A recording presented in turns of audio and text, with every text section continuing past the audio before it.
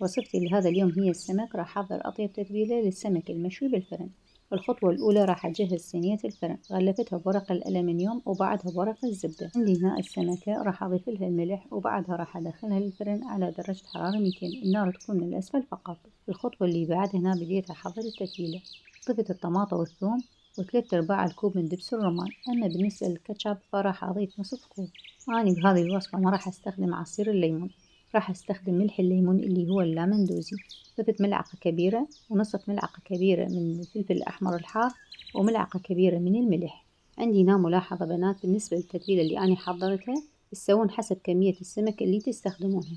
أنا بهذه الوصفة استخدمت سمكة وزنها 4 كيلوات. هسه هنا حتى ما تنشف معانا السمكة ضروري نضيف الزيت للتتبيلة. جهزت عندي الصلصة اللي راح نتبل بيها السمك. هسه بعد ما تأكدت السمكة استوت من الأسفل ومن الأعلى، هنا بديت أضيف لها الصلصة. بالنسبة للملاحظات بنات، مثل ما قلت لكم بداية الفيديو، أنا هنا مستخدمة سمكة وزنها 4 كيلوات. المعنى إذا كان وزن السمكة اللي تستخدمونها كيلوين تحضرون نصف كمية الصلصة اللي أنا جهزتها.